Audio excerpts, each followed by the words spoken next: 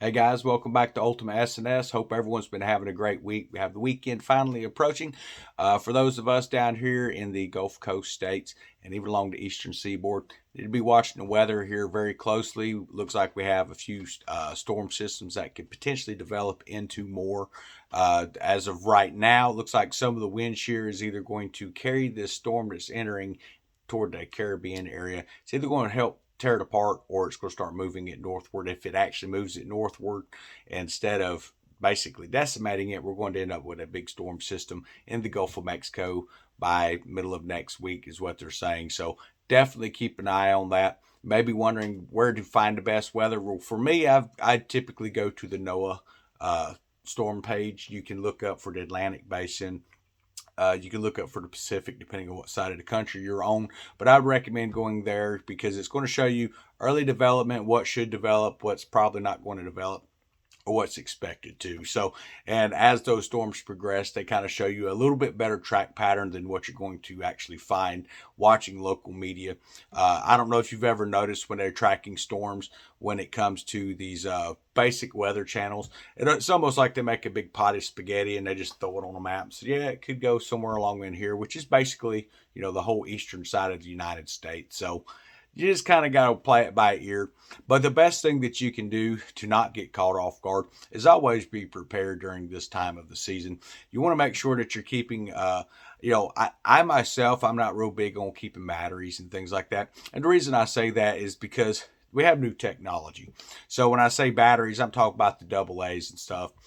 You can buy the shop lights that have the large lithium ion batteries. That's typically what I use. But I also have some of the old style wick and fuel lanterns that they make, and even have a round cooker that you can cook with just in case things get really bad, because you don't want to be trying to use your generator to fire up ovens and stuff like that. So you can use your grills outdoors. For those of you who live in areas where you get hit hard in the wintertime, they had an advisory came out that's saying a lot of the states like Texas and stuff like that to be expecting a very long, cold, wet winter this year. They're saying it's probably going to be one of the worst in history. I know they say that every year, but something that we need to take away from this is these historic record setting storms and things like that we've been having in this weather that they're saying, we're setting new records. Well, we need to understand something, that this has become the new normal. It's not one of those situations where a storm has come and then we're back to normal. No, we're progressively getting worse. So be aware of that. Be aware of the times that we're living in, guys.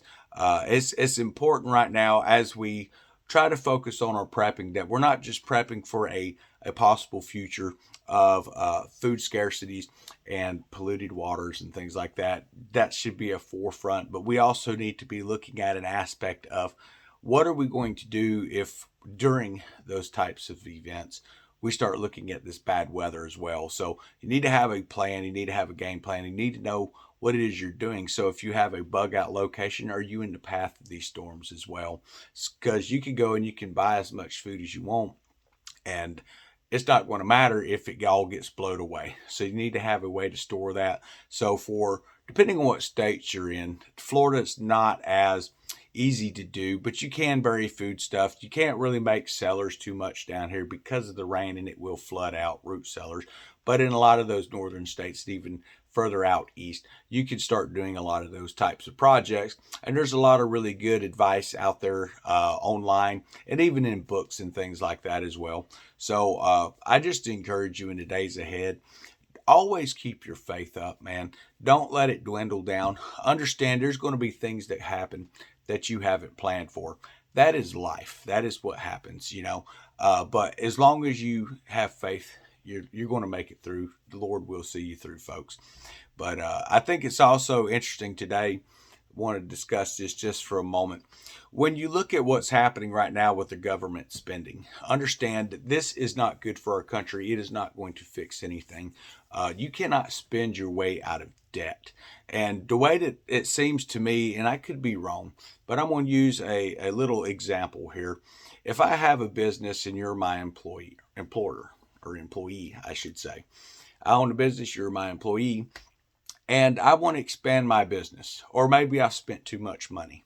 You know, let's go with that. I spend too much money and I need to figure out how to pay that money off so I can expand my business further. So most companies, what they would do is they would go and they would pull out a loan that they would then have to pay off. Well, that's what our government's doing. They're trying to uh, spend their way out of debt, and they're reaching a pivotal point where they're not going to be able to pay it back, and we probably have passed that margin already, guys, which is why they have now turned around and said, okay, well, we're going up on taxes for the middle class folks. So that would basically be like if you're my employee and I'm your employer, and I decide, you know what, I've got debt, but I need to expand my business. That way I can, start drawing in new business as well. So instead of on payday giving you your money, I take half of your paycheck. And that's what's happening today, folks.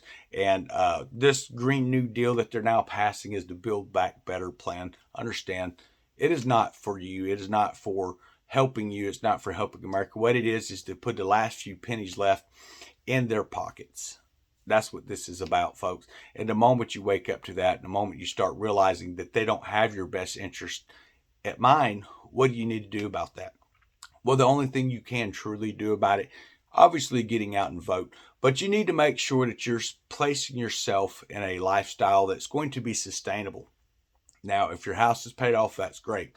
Maybe your house isn't paid off, but you can get some land.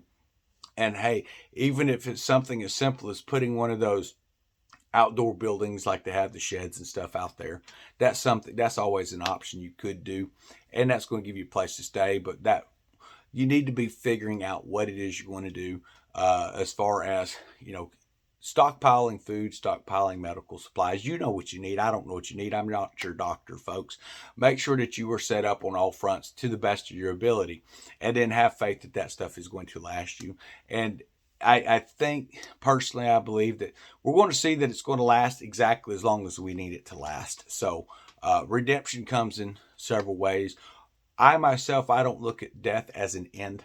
I look at death as a point of redemption from flesh, from sinful flesh. That's the way that I've always viewed life. And if you look at life from that standpoint, you're no longer scared of death. Now, that doesn't mean that you don't try to prolong your life, folks. That means that you need to take and, figure out what it is that your doctors are telling you that you need. But look at the bare necessities of life. Maybe you don't have storage room, or maybe you don't even have enough money to really start putting a bunch of food back, and I can understand that with the prices being what they are and the shelves. Yeah, it seems like even if they're not completely empty right now, we're looking at a situation where the supply just isn't really there, and then the cost of this stuff is to discourage preppers from buying. That's what this is about, is to keep you from getting set up. But all the governments around the world are being warned by the Food World Program to make sure that you have all of your food set up. They're telling you to keep at least 6 months, but you really need to have at least a year set back. So if you have a small family such as myself, that makes it kind of easy. But for those of you who are younger and you have 3 or 4 kids, maybe you're a grandparent, you're raising your grandkids, that seems to be a pretty common theme in today's society. Be thinking about what it is that you can do to create a sustainable source of living at the house. Get them involved in that. You'll be surprised how many kids enjoy flock animals or pigs and things like that. They're going to really help. If you set them up a little garden area, maybe it's not the main garden, but it's something that you want to add to your preps, fruits and stuff, types of berries and things. It's easy to maintain. Get your kids involved in that. Get your grandchildren involved in that, because that's going to help all of y'all in the days to come. Understand, this situation is not going to flip of a switch, get better. In fact, everyone keeps hoping to get back to normal. And that seems to be the thing, is how long is it before we get back to normal? Well, you need to wake up and realize this is the new normal, and it's only going to get worse. We are living in the end days, folks. So be prepared. Spiritual preparation, number one, but prepare the best way that you can, because even if you don't need your preps later on, someone will. So I hope everyone has a great day. I hope you've enjoyed the channel, folks. We're going to hop off here.